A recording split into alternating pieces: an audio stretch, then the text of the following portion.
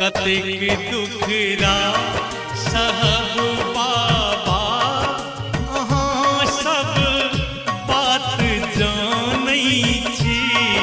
कतेक दुखरा सहब बाबा अहाँ सब बात जानै छी। बुझाइए बोझी जिंदगी किए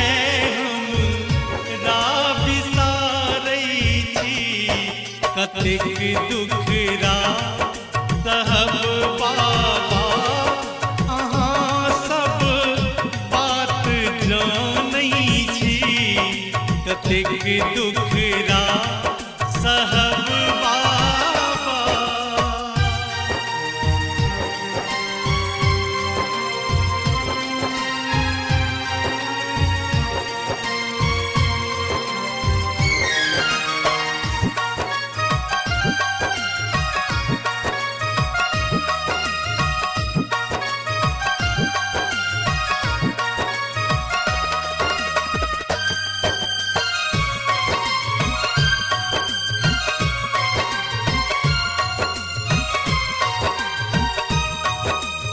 डमरूधर हे कालेश्वर अहीं त्रिलोक स्वामी छी। कतेक निर्बल के बल देलो केलो अज्ञानी के ज्ञानी। अहीं दुखिया के दुख हरलो किए हमरा बिसारै छी। कतेक दुखरा सहब बाबा अहाँ सब बात जानै छी। कतेक दुखरा सहब बाबा।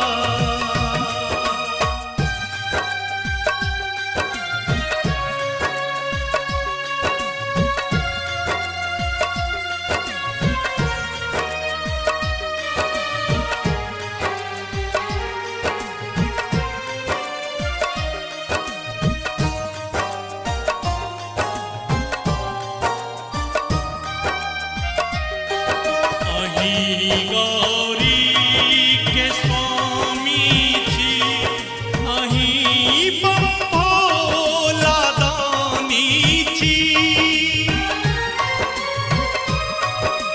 कालक काल शिव शंकर बस एतबे हम जानै छी। कहब नहीं हम अधिक शंकर कि हम निर्बोध प्राणी छी।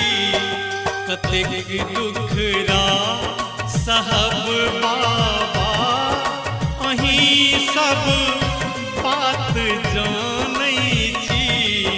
कतेक दुखरा सहब बाबा।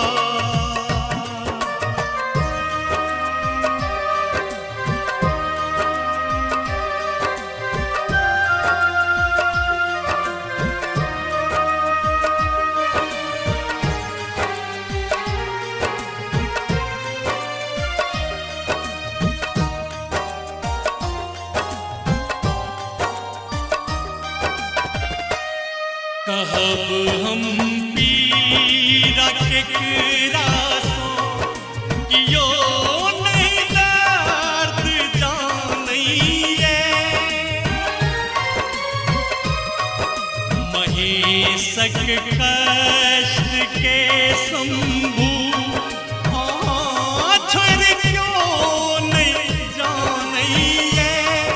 हे विदेश्वर हे रामेश्वर अहीं के तैं सुनाबै छी।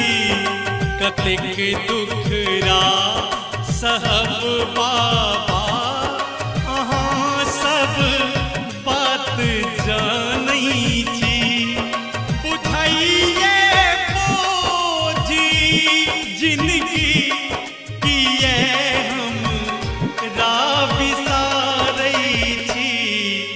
कतेक दुखरा सहब बाबा अहाँ सब बात जानै छी कतेक दुखरा सहब